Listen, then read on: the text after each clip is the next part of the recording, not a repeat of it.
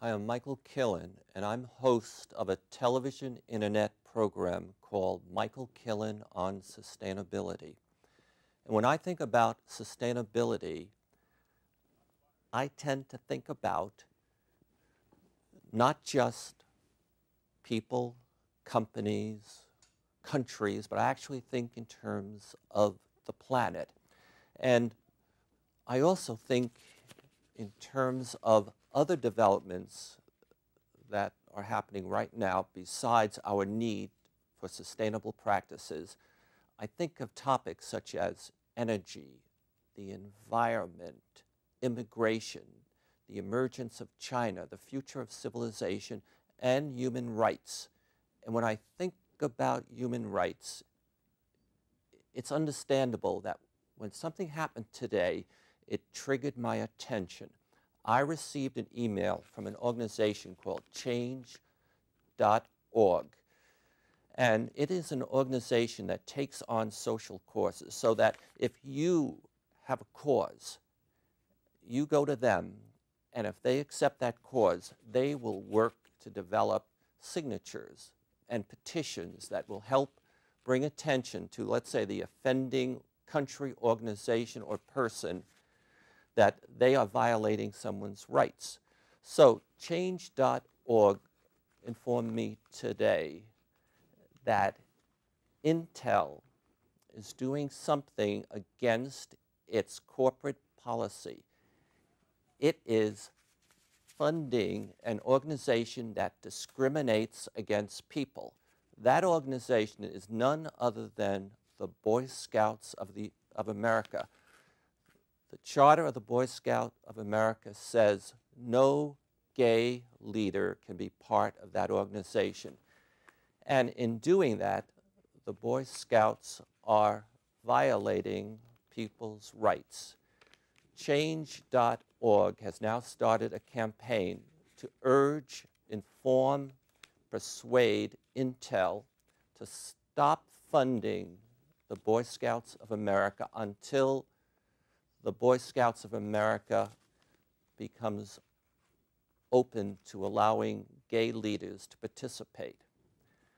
Now, when something like this happens, it's a great opportunity for me to introduce my latest painting.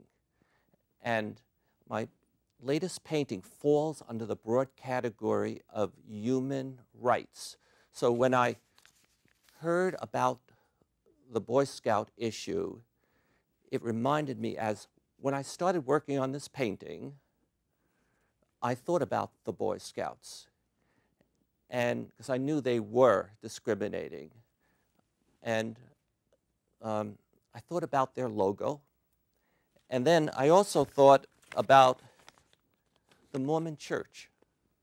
And, you know, I know that the Mormon Church has always been less appreciative of blacks and gays, and they did something that many of us in California greatly resented. They funded Proposition 8, which made same-sex marriage in California illegal.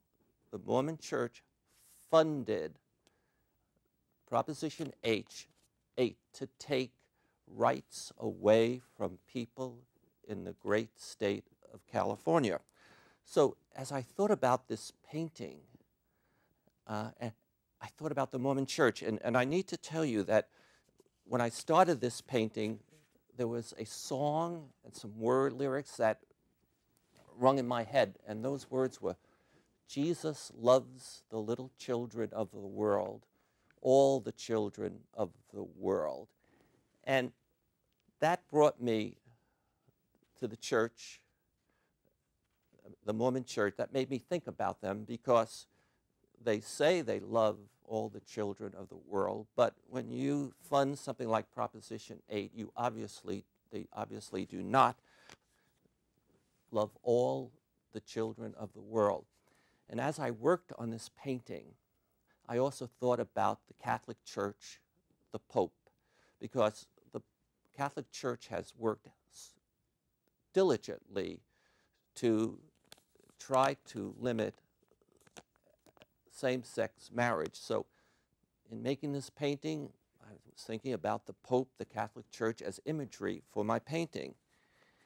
And then I also thought about another group that discriminates against gays and other folks, and the Ku Klux Klan. So I thought the Mormon Church, the Pope, the Ku Klux Klan, they should be in my painting as well.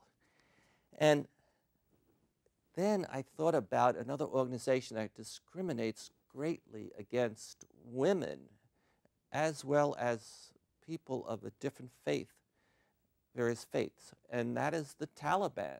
So I started to think that my painting on human rights should have them in it as well.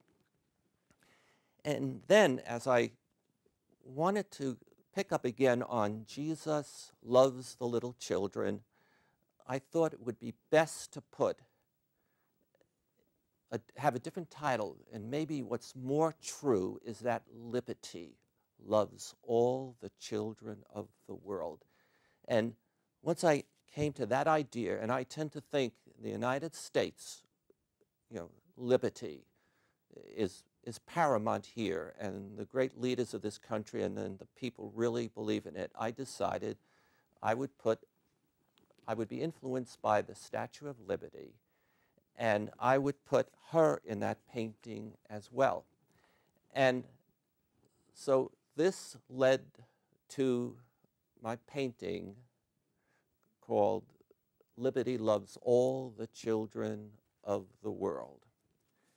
And that is the painting right now. And you can now, if we think about the imagery that I spoke about, notice on the left I placed, maybe that's the Ku Klux Klan, maybe that's a Pope, maybe that's a Taliban, maybe that in the background is the towers of the Mormon Tabernacle in Salt Lake City.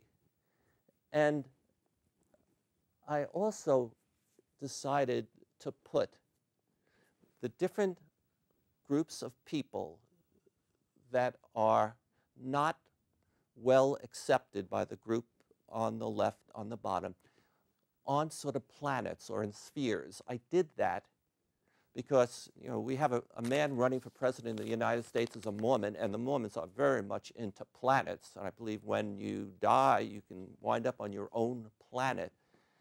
And I leave it to the Mormons to talk about that of themselves. And under the planets, I put like a plus sign to indicate women. Women are greatly discriminated in the United States. And I have another planet where I have two crosses, and women who can only find happiness and love with another woman, I put two crosses. And then there's another sphere where I have two arrows coming out, and those are for gay men, people, human beings that can only find love with someone of the same sex.